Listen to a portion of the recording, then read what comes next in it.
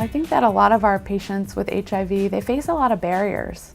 There are a lot of issues and a lot of reasons why they might not get the optimal care.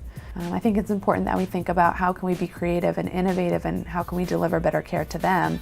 So I think there are just a lot of different issues, a lot of different layers, human factors and system level factors, and what we're trying to do is get to the bottom of those so we can just get people better care. There are a lot of studies looking at how much insurance helps patients, and that insurance increases access to care, increases access to medications.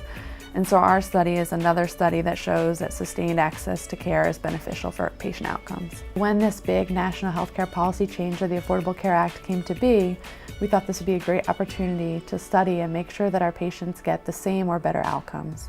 So I think the most significant part of our study is that shifting from direct provision of medications in Virginia to Affordable Care Act insurance plans resulted in higher virologic suppression.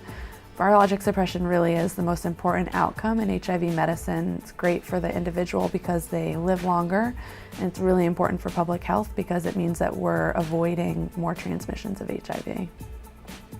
We wanted to ensure that the association that we found was not a transient effect, so we continued the study for the second year of the ACA.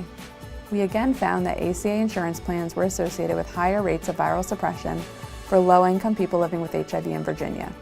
We also built upon the work by examining the issue from different perspectives, including the HIV medical provider perspective and the viewpoint of people living with HIV. We performed a national survey to understand what HIV medical providers know and think about the ACA.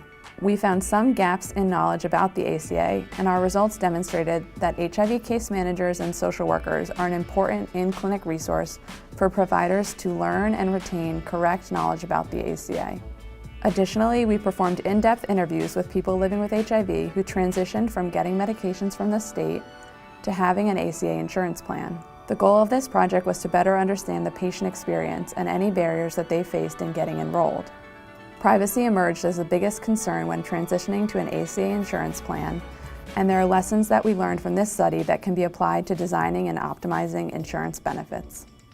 Another health policy shift is on the horizon for Virginians and for people living with HIV in Virginia. As Virginia plans to expand Medicaid in January, we are preparing to study the impact of this change on people living with HIV. One of the best parts about this research is that it's a team effort between the University of Virginia and the Virginia Department of Health. The UVA team is truly interdisciplinary and cross-grounds. The group working on this project at UVA includes people from the School of Medicine, the School of Nursing, Public Health Sciences, and the Batten School of Leadership and Public Policy. Our goal is to help understand what health policies maximize health and well-being, and our aim is for our work to inform evidence-based health policy. We thank the UVA Translational Health Research Institute of Virginia and the National Institute of Allergy and Infectious Diseases for their generous support of this work.